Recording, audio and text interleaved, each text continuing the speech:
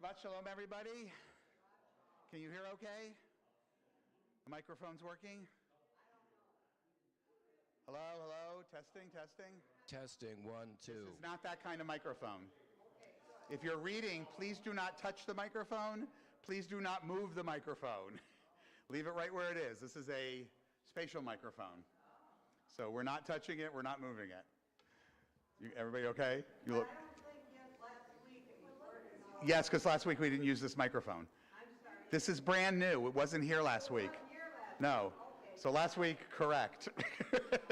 You're 100%. Remember we had that kind of complicated thing that was going on over here? No. So this, however, is very, very pricey. And I've been told to touch it as little as possible. But you should be able to hear me okay. David, yes? David's in charge. If he says you can, I can't hear anything. And I would never wear my hearing aids to services. Don't ask me why. It's not because I'm vain, it's because I'm vain. No, it's because I want to pretend I don't have a hearing problem, like most people my age. Shabbat Shalom, everybody. Welcome.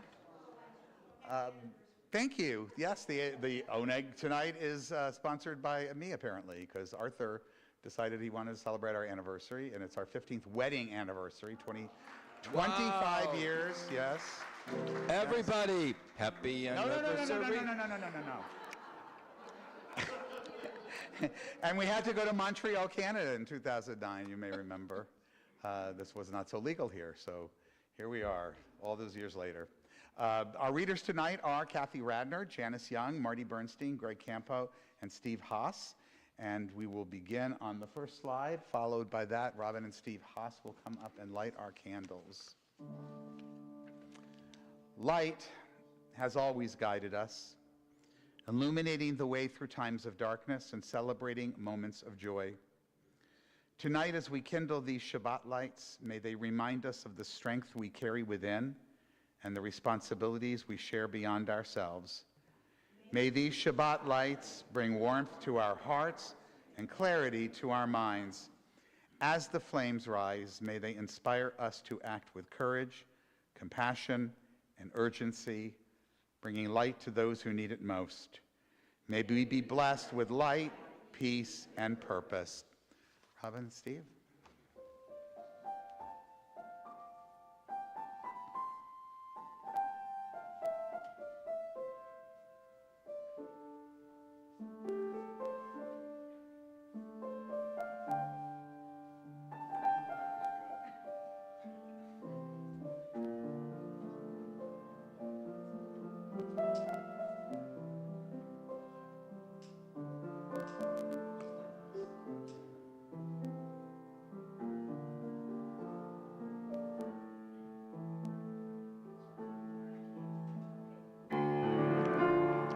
Baruch haor ba'olam, Baruch haor ba'adam,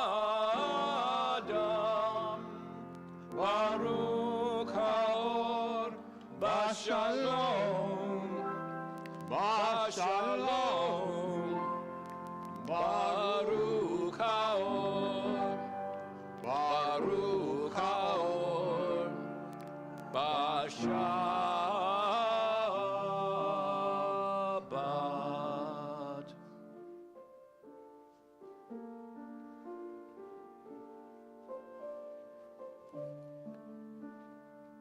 No.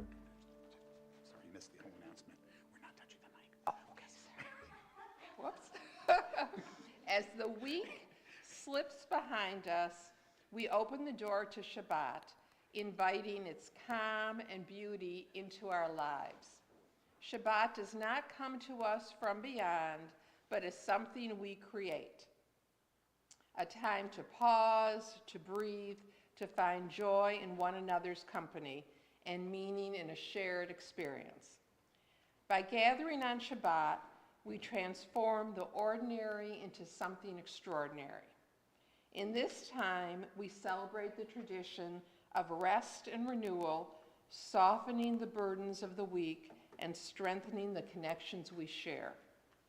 Let us embrace the Shabbat that we create together as a community of humanistic Jews. Thank you.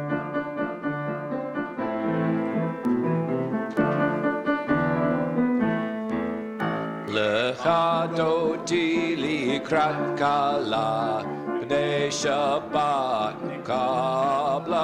Lecha dodi likrat kala, B'nai Shabbat nakabla. Lecha dodi likrat kala, B'nai Shabbat nakabla. Lecha dodi likrat kala, B'nai Shabbat nakabla.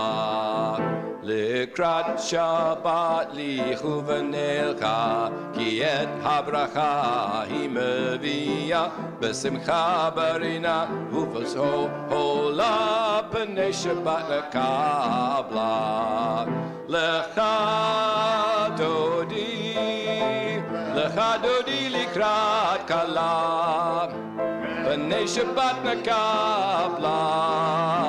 Lecha dodi likrat kala, B'nai Shabbat nakabla.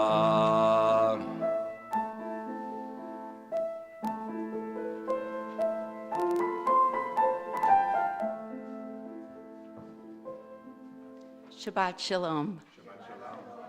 Rabbi Tarfon said, "You are not required to finish the work, but neither are you free to desist from it." In the vastness of our responsibilities, it can be tempting to feel overwhelmed. Rabbi Tarfon reminds us that while we cannot do everything, we can and we must do something. We are not required to solve every problem, but neither can we turn away. The work of improving our world, of caring for ourselves and others is ongoing. And while the path may seem endless, every step matters. Let his wisdom guide us as we take those steps, knowing that the act of beginning is what makes the journey possible.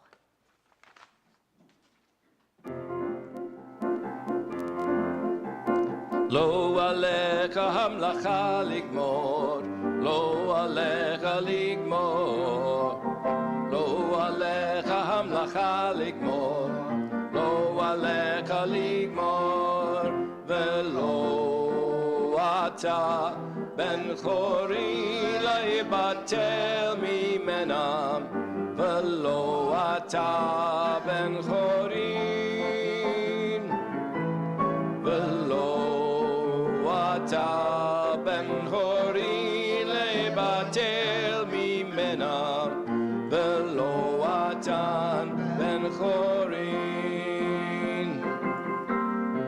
Lo alecha lecha ligmor, Lo alecha ligmor, Lo alecha hamlacha ligmor, Lo alecha ligmor.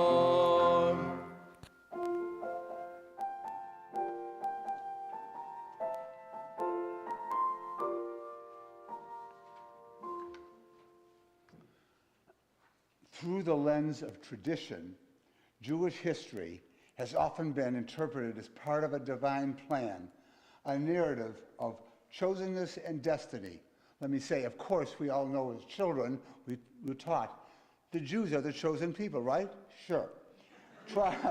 Trials were seen as tests. Yeah, right. Trials were seen as tests, tragedies as mysteries, and survival as proof of divine favor. Such illusions of the past insult the memories of our martyrs. The reality of Jewish history tells a different story. Our survival has not been secured by miracles, but by human courage and resilience.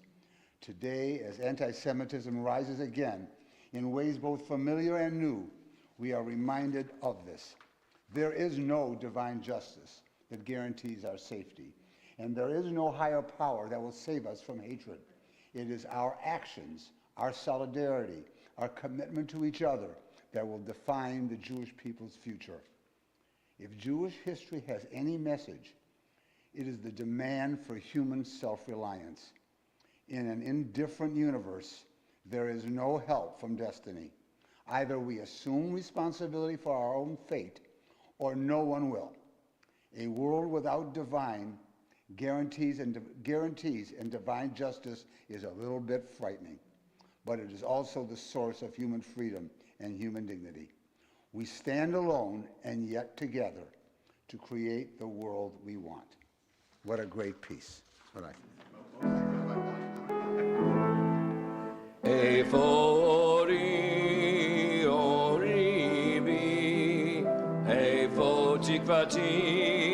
תקוותי בי, איפה כוחי, כוחי בי, וגם בך, איפה כוחי, כוחי בי, וגם בך, where is my light? My light is in me. Where is my hope? My hope is in me. Where is my strength? My strength is in me and in you, and in you. Where is my strength? My strength is in me and in you, and in you.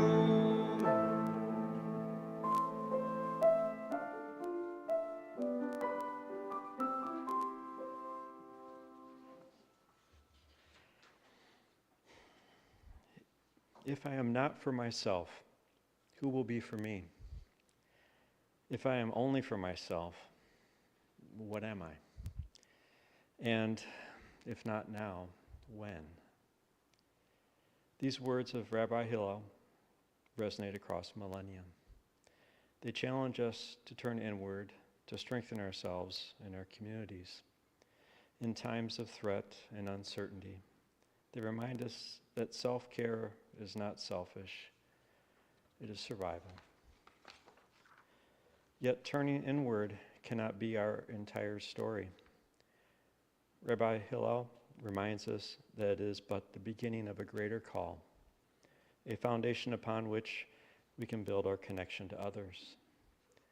As we contemplate this wisdom, may we find strength in its inspiration and the courage to begin with ourselves, knowing that this is the first step toward everything else.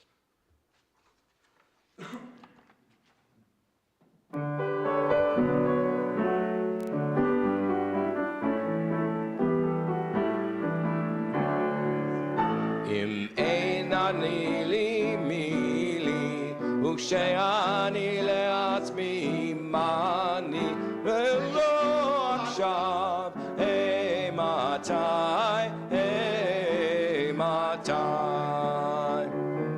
בכל דור ודור חייב אדם לראות את עצמו כאילו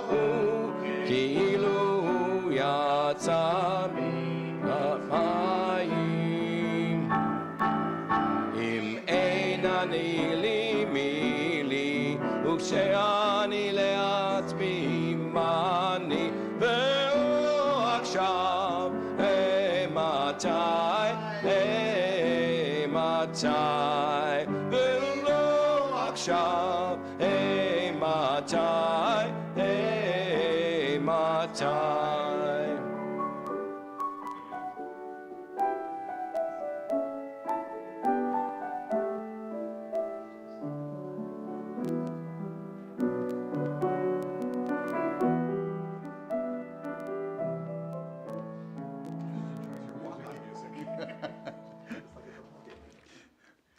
Peace is more than the absence of conflict. It is the presence of justice, compassion, and hope. It does not arrive on its own.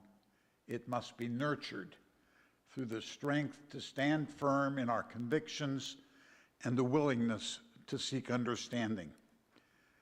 True peace begins within. It calls us to care for ourselves and our communities, to ensure that we are grounded and secure. But it cannot remain there. Peace reaches outward, finding life in the connections we build and the shared commitment to a world where dignity and fairness prevail. Peace is not passive. It grows from the small acts of courage and kindness that sustain us and the choices we make even when the path is uncertain. It asks us to see the humanity in one another and believe that even in difficult times, we can shape a better future. May we pursue peace with purpose, bringing light to our lives and to the world we share. Nase shalom ba'olam, nase shalom aleinu ve'al kol ha'olam ve'imru shalom. Nase shalom ba'olam, nase shalom aleinu ve'al kol ha'olam ve'imru shalom shalom. Nase shalom ba'olam, nase shalom aleinu ve'al kol ha'olam ve'imru shalom. Nase shalom ba'olam, nase shalom aleinu ve'al kol ha'olam ve'imru shalom shalom. In this community where we find strength and common purpose, we turn our minds and hearts toward all those who need our love and support. Those who are ill, those who suffer pain of the body or spirit, those who are lonely, those who have been wronged. Tonight, we extend our well wishes to these members of our community, to Saul Foreman, Carolyn Lowe, Marina Rinsky-Fostovsky, Jim Walker, and Suzanne Paul. And if there are those whom you're thinking about tonight whose names you'd like to share, we'll go around. Anybody on this side? Thank you. Anybody else on this side or in the back? Over here? Miss anybody at all? Thank you. Anyone else? May all who suffer know that they are not alone, that we are there. May they be healed quickly. May they experience a complete recovery, refuah shlema, the renewal of their bodies and the renewal of their spirits. Today is the 412th day of captivity and the 60th Shabbat for those still held. May those who endure this captivity find the courage to carry on. May those who love them not despair of their return. May they soon emerge from their confinement whole in body and in spirit to know once again the embrace of loved ones.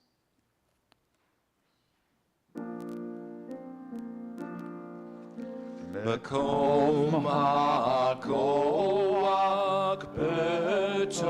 בתוכנו, מקורות הברכה מעברותינו.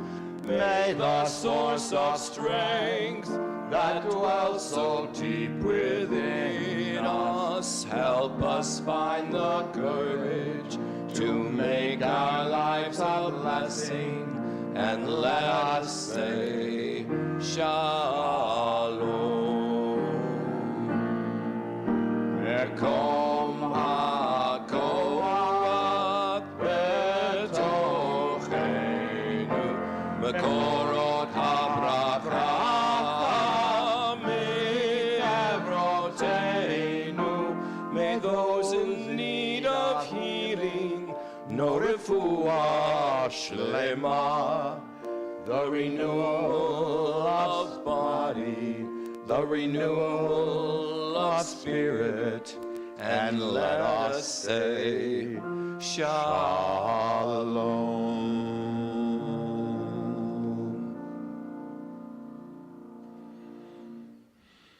Niskor. I got a promotion. I started to make the call. Then I remembered. I got sick and didn't know what to do. I started to make the call. Then I remembered. I forgot what that Yiddish expression meant. I started to call. Then I remembered. I wanted your recipe. I started to call. Then I remembered. Good news, bad news, wisdom and guidance. I start to make the calls, but then I remember. You aren't out there. You aren't going to answer. You're in my heart. I'll always remember. Our thoughts turn to those who are no longer with us, our own loved ones, those whom our friends and neighbors have lost, the martyrs of our people whose graves are unmarked, and those of every people and nation whose lives have been a blessing to humanity. As we remember them, we meditate on the meaning of love and loss, of life and death. We recall now our loved ones whom death has recently taken from us, those who died at this season in years past, and those whom we have taken into our hearts with our own. Tonight, we mourn the recent death of a beloved congregant, Rudy Simons, and express our condolences to his family. We observe, too, the art sites of these members of our community and their loved ones, of Robert Campo, Joseph Ernst, Joseph Fastovsky, Samuel Finkelstein, Peter Friedman, Greta Haas, Rita Liebhaber, Jody Lynn Lutz, Daniel Mandelbaum, Phyllis Mello, Edna Morris, Ruth Schwartzwald, Libby Sherbin, Barbara Shore, and Clara Stowicki. If there's someone who is no longer with us whose name you'd like to share, as we did earlier for those who are ill, we'll start over here. Anybody? Audrey and Leon Sherbin. Thank you. Anybody else in the back? Anybody? Yes? Thank you. Anybody on this side? Do we miss anyone at all? We say, Yehi zichram livracha. May their memories be a blessing as we go through life in their absence. We hope that those memories will become ever sweeter, blessing our lives and granting us comfort. If you can do so comfortably, please rise as together we recite our humanistic interpretation of Kaddish. Nit gadal v'nit kadash beruach ha'adam. Let us dignify and ennoble all people in the spirit of our shared humanity. Let us acclaim the preciousness of life. Let us show gratitude for life by approaching it with reverence. Let us embrace the whole world, even as we wrestle with its parts. Let us each, in our own way, take up our share in serving the world and seeking truth. May our commitment to life help us to strengthen healing of spirit and peace of mind. May justice and peace permeate and comfort the house of Israel and all those who dwell on earth. And let us say, Ken Yehi, may it be so. Please be seated.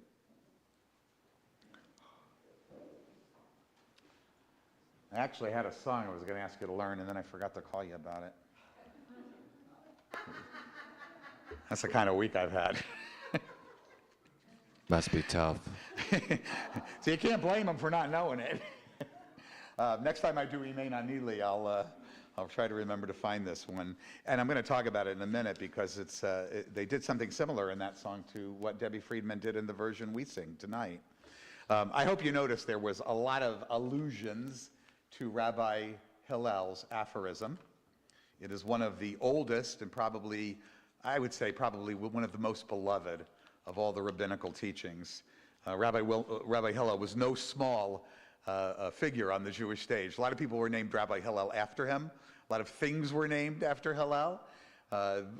Maybe a synagogue or two, but usually, well, all the Jewish student centers, right, are called Hillel. That's where I started my career for 13 years and still one of the places I love the most in the Jewish world.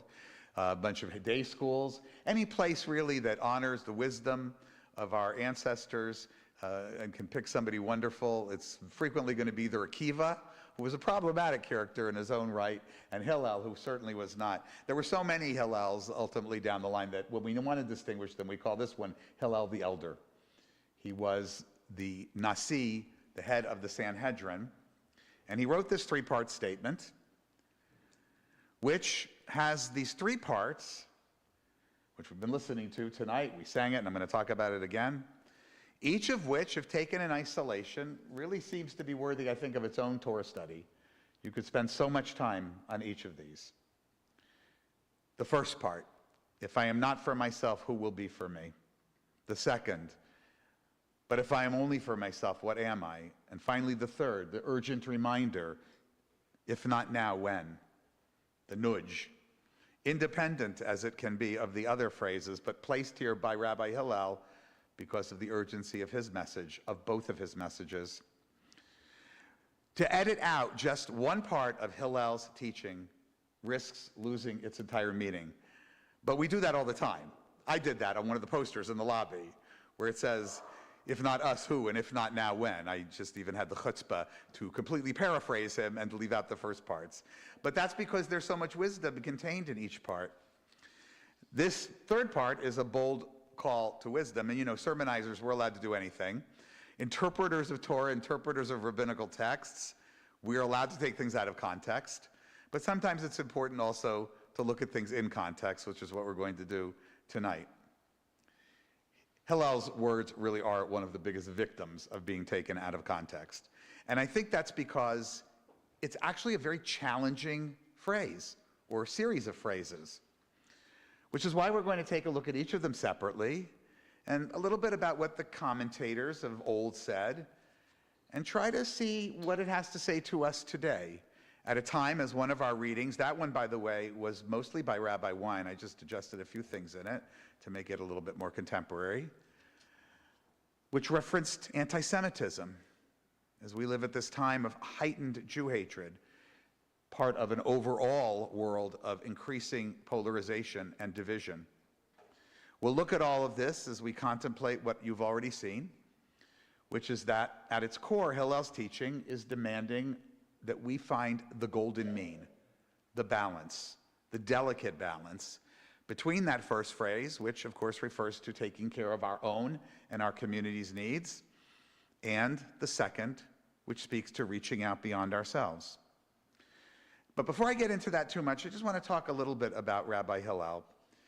If there was ever a sage in our tradition, it is Hillel who lived in the real world. He was not in an academic isolation somewhere. He didn't sit in the academy, in the yeshiva all day simply studying. Hillel lived at one of the most turbulent times in Jewish history. On the very precipice of course, he didn't know this, the BCE-CE, or the I usually call the intermillennial times. It was a period that was rife with social upheaval all over the Near East, political tensions, and within the Jewish community, serious divisions amongst ourselves. He himself was born in Babylon, the original diaspora community. That community, by the way, would go on for almost 1,000 more years to be an important center of Jewish life. But it was always secondary to the hub, the land of Israel. And that's why Hillel eventually made his way to Jerusalem, driven by his desire to study Torah and his dream of participating in Jewish life at the center of where it all began and existed through the temple and all the other rituals, institutions that existed at the time. He came as an impoverished man, and as I said, he ultimately rose to the level of Nasi. I guess you could, in modern Hebrew, that means president. In ancient Hebrew and rabbinical Hebrew, prince. But you get the idea. He was an important guy in the Sanhedrin. So his life story, his teachings, really reflect what he went through. The resilience that he had to show, the humility that as a leader of a divided people he needed to display, and a deep-seated empathy that he needed to gather to himself in order to understand the various positions. Ultimately, he was so influential that his disciples and their disciples established an entire school of thought known as Beit Hillel, the House of Hillel. Just a little reminder, these are the guys who said, I'm sorry, they were all guys. These were the guys who said, we increase light on Hanukkah. We start with 1 and we go up to 8. The House of Shammai, which was the contrarian school of thought, and the much stricter and kind of nastier in some ways, at least based on the myth of his, or possibly the true stories of its founder, Rabbi Shammai. They're the ones who said, no, you start with 8, and then we wind up with 1. But Rabbi Hillel said, no, we try to increase light in the world. And that's the tradition we follow. And almost every halachic Jewish legal decision that was made followed him. Hillel's life experiences defined whatever he taught, particularly what we're talking about tonight. He was uninterested in abstract philosophy. He wanted hard-earned wisdom to be his legacy. And that's why we have so many teachings about his life story as well. In any case, the teaching we're looking at tonight really does recognize reality, what it's like to live a life, a real life, where we have to balance things, we have to juggle things. Not every value can be of equal value to us at every moment, but somehow in the course of balancing our lives, we have to figure out how do we address our own needs individually and communally, and how do we also take care of its twin demand to reach out beyond our own needs, to help others. If this doesn't resonate with a person today, then they've perhaps been living too much away from humanity. Given the tensions and the challenges, some of which I mentioned that we have today, both from outside our own circles and communities and from within our bubbles, which we are all too frequently living within and which will become a theme of mine now for the next who knows how many years. This balance, I think, is more important than ever. Let's start with the first phrase. If I am not for myself, who will be for me? Now, like anything any Jew ever said or wrote, it's been subject to much interpretation. Rashi, the great 11th century, I would say almost the founder of Ashkenazi Jewry, if he hadn't been preceded by one even more important, at least from the point of view of organizational work, Rabbi Gershom. He lived in the Alsace-Lorraine region, spoke French. He reads the first phrase as a call to personal responsibility, saying, self-care and self-responsibility are the foundation of a meaningful life. Why? Because at the end of the day, no one else can really do this for you, even if you require care. And many of us do, especially as we get older. That was not the experience of their generation. They got sick and died. We get sick and need help for a long time sometimes. But how, if we don't take responsibility while we can, when we can express our wishes, can others take care of us? That's why we emphasize so much the importance, right, of a living will. How many times have I had to deal with families that had none?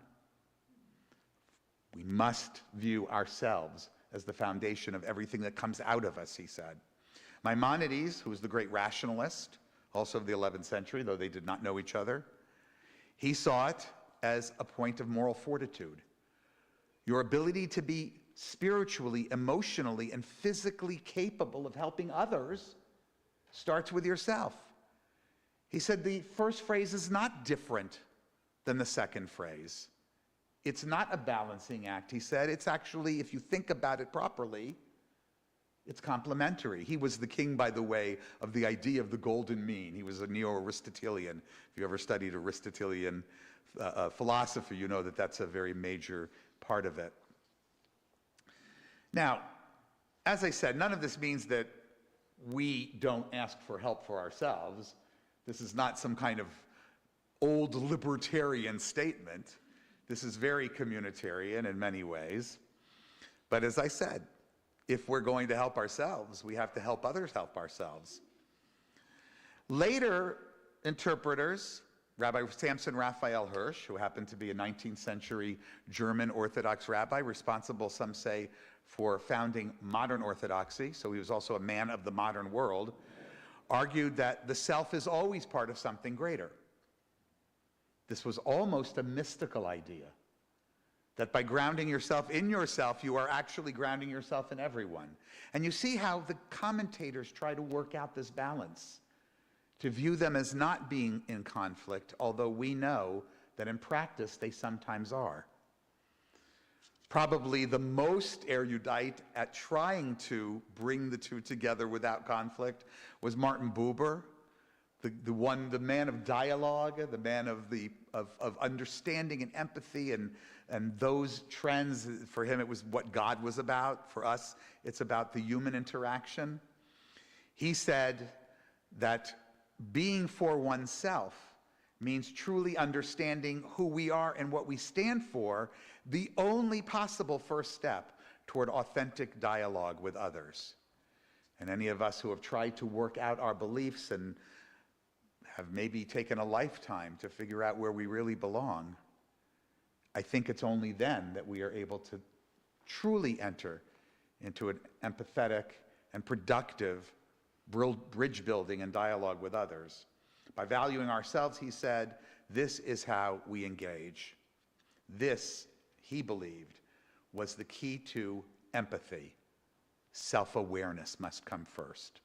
You can't be empathetic if you don't have the self-awareness of what we ourselves are feeling. As for me, in today's climate, I think that the first praise must also remind us that even when it's difficult, we sometimes need to put the focus on ourselves, particularly when the situation and circumstances demand it. At this time, I believe that the Jewish community needs an enormous amount of strengthening, of us coming together. Like Rashi and Maimonides, who each said that if we don't take care of ourselves, no one else will do it, I have been reminded by the horrifying global rise in anti-Semitism of what I've known my whole life and frequently allowed myself to forget, which is that when our community is under threat, prioritizing the well-being of our community, our well-being, is not selfish. It is essential if we are to survive as a people. Sadly, and I spoke about this on Yom Kippur, so I won't go into it in great depth, but the Jewish world does not at this moment even agree on what constitutes the threat of where and how the anti-Semitism has been growing and in what ways. Some have become so disillusioned with Israel's policies that they fail to see what I have argued is blatantly, barely masked Jew hatred, hiding behind claims that it is merely anti-Zionist. Others are so enthusiastic about America's new turn to the right, or return to the right, after 4 years, that they find it difficult to criticize the many cases of quite obvious anti-Semitism inspired by those in the orbit of or supporting, not all, but some, and many that are very prominent, this new old political arrangement in Washington. So attached have Jews, like all other Americans, become to our political bubbles that we are failing to see that both the extreme left and the extreme right are generating the rise in anti-Semitism together. Even as I pointed this out on Yom Kippur, when I spoke about horseshoe theory, you recall? Horseshoe theory and anti-Semitism. We find them using identical language. I gave you, I think, a dozen or more examples on Yom Kippur. Then just yesterday, someone sent me 2 tweets, almost identical in their attacks on Jews. One by a prominent representative of the Democratic Party in New York, Alexandria Ocasio-Cortez. The other by David Duke, former Grand Wizard to the KKK, who was so happy with her tweet, he retweeted it. But now is undoubtedly the time to ask, if I am not for myself, who will be for me? And I hope I've made that case a little bit. But it's also, as it always needs to be, a time to remember that second phrase. If I am only for myself, what am I? I want to share a story from the Talmud. This comes from the 2nd century CE at a time of horrific Roman persecution in Israel. This was the bloody ground upon which the Bar Kokhba revolt rose. There was growing hostility to Jews, even far, far beyond Judea. The Talmud speaks about how one particular day, a very famous rabbi named Rabbi Meir, feeling so deeply wounded by the hatred around him, prayed for the destruction of our enemies. He was, I suppose you could say, following the first admonition of Hillel to be for himself. But even as he did, his wife Bruria, and this, by the way, is one of the greatest sages of our Talmud, not a rabbi, mentioned over and over again, one of the few incredible personalities who must represent so many more among wise women who lived at that time. She happened to have been remembered for it. She came to him and she reminded him that being for ourselves has to come with balance. And she urged him to find that balance. She offered a creative interpretation of one of the Psalms in the Bible. This is a very, very acceptable thing to do. And in this case, it was kind of right on point because the word could be understood this way that she translated. You may have heard it. Let evildoers or sinners perish from the earth. It's quite a famous verse. But Bruria said to her husband, does it not really say, let evil perish from the earth? Rabbi Meir's initial instinct, expressed in the language of prayer, was to turn solely inward, to worry only about the protection of his family, himself, his people, not to recognize that evil has manifestations everywhere, and that while we fight that which harms us, we must also turn our attention to that which hurts anyone. Sometimes self-protection and community resilience do need to take precedence. But Bruria reminded him that there was this other facet to our responsibilities, one that does not negate the need to focus inward when facing threats, but which also benefits the whole world. We must not, she says, take care of our own needs at the complete expense of worrying about others. Hillel's second phrase confronts us with the limitations of self-focus. We cannot be entirely for ourselves.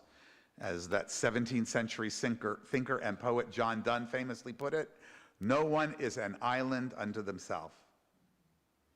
I have to make it grammatically incorrect to make it much more inclusive. A life focused only on self-preservation or self-interest just lacks depth, and it diminishes our humanity, and that's not the goal.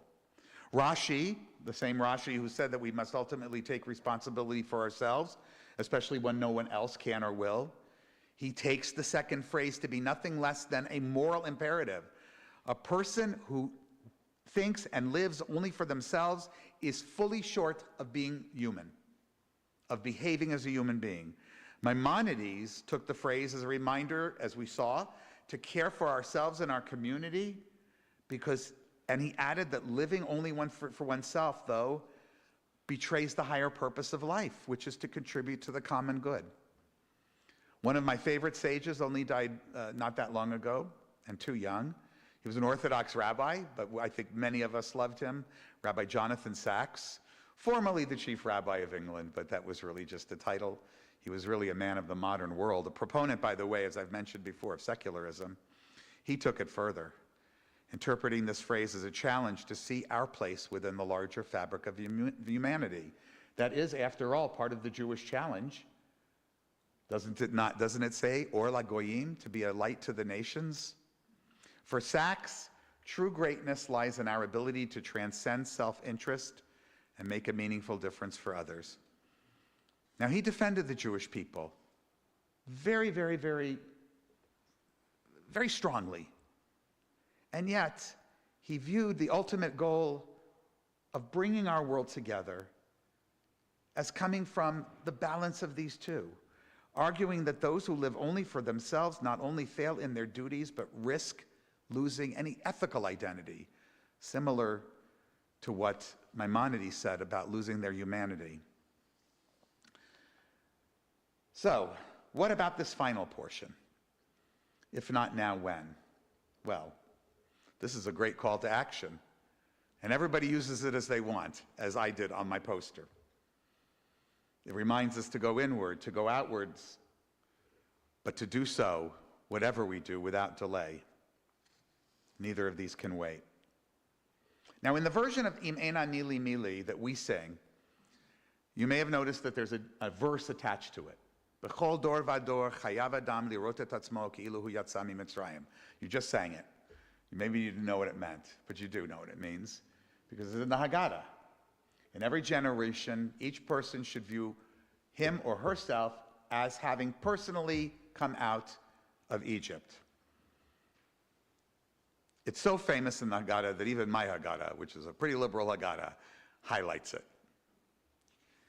And while we might be some distance from Passover with Hanukkah coming up in just a few weeks, it's really evergreen. So what's the connection? Well, the composer, Debbie Friedman, whose music is ubiquitous in ours and almost all liberal services throughout the world, and I've heard her songs done in Orthodox temples too, synagogues too. She was really a Jewish scholar in her own right. She saw in this verse lessons that echoed Hillel's message of empathy and engagement. The Haggadah insists that liberation from Egypt is our personal story. It does say it is about us and us alone. And this seamlessly mirrors Hillel's emphasis on self-concern and responsibility. But part of remembering what we went through also means understanding that what we experienced in our flight to freedom, our many flights to freedom, is what any human being who is fleeing for their life would experience. There is a reason that the Torah admonishes us 36 times, more than any other injunction, to care for the stranger, for we were strangers in Egypt. We know that celebrating our freedom comes with the gift of empathy for those who are not free, including those who suffer poverty, discrimination, oppression, and so much more. If we are not for ourselves, who will be for us? Sometimes others, sometimes only ourselves. And therefore we take responsibility for ourselves. But when our well-being is reasonably secure, if we are only for ourselves, what are we? We must know to reach outward. The challenges for the Jewish world today are so profound, and we must take care of our own people. History has shown that when Jews don't show self-respect, no one respects us at all. If we are not for ourselves, who will be for us?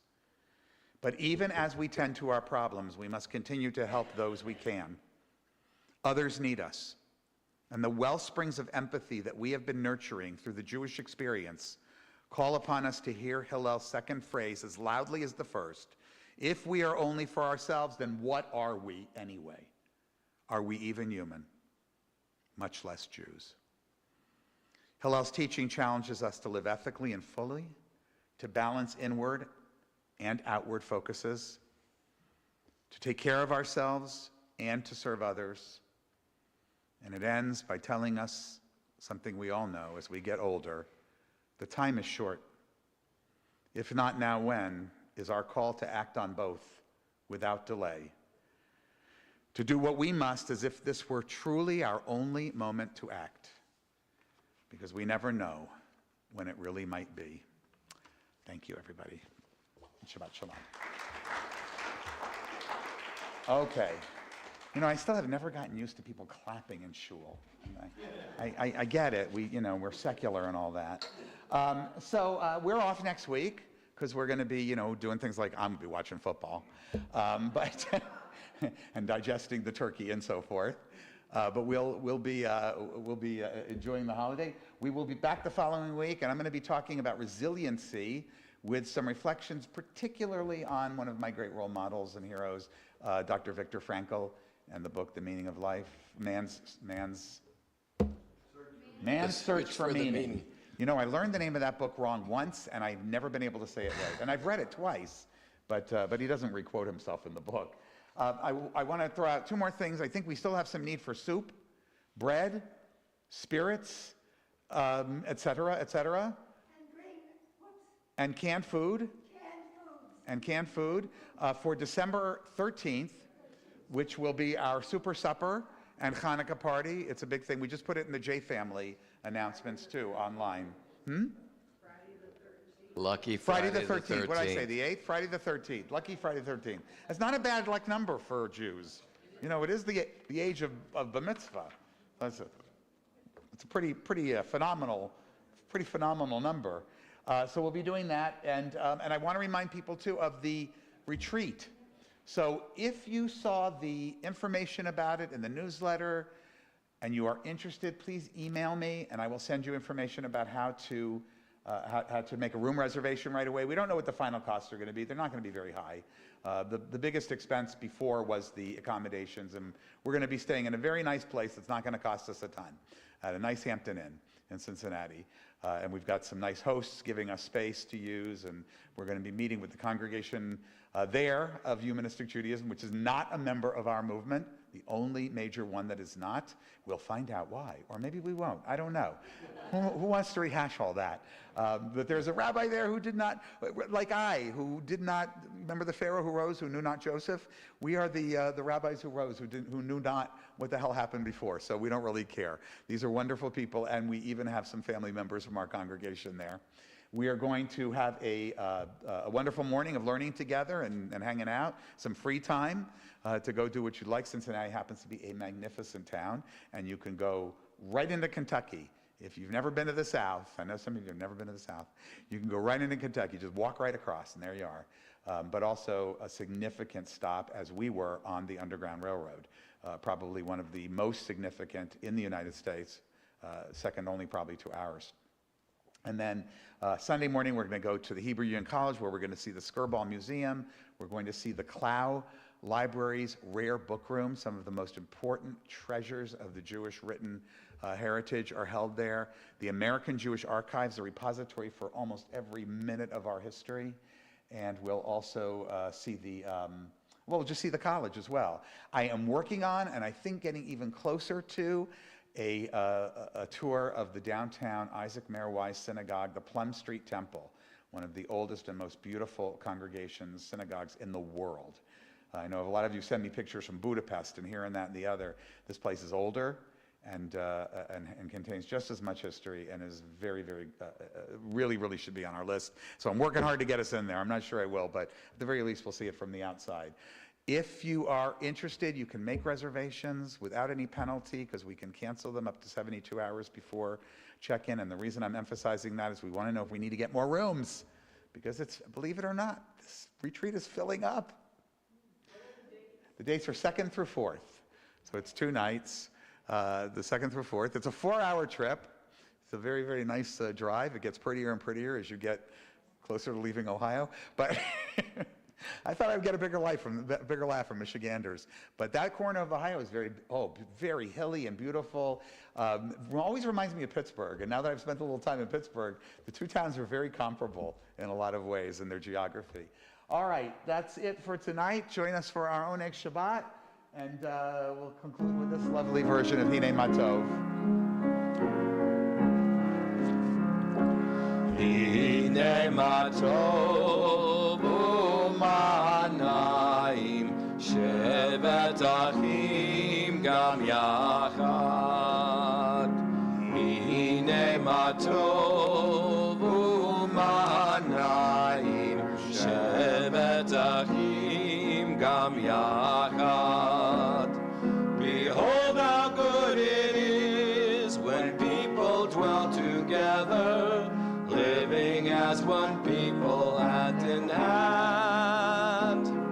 What keeps us safe and strong is that we have each other, one human family across the land, Hine Matov u'ma'anayim shevet achim gam yachad. Hine Matov u'ma'anayim shevet achim gam yachad. Thank you to Joseph, to David for doing our streaming, to Arthur for the slides, to all of you. Shabbat Shalom.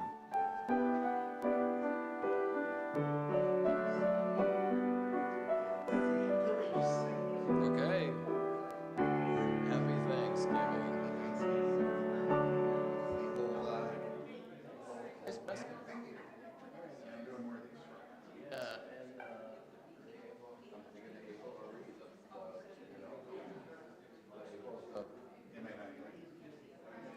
איפה אורי?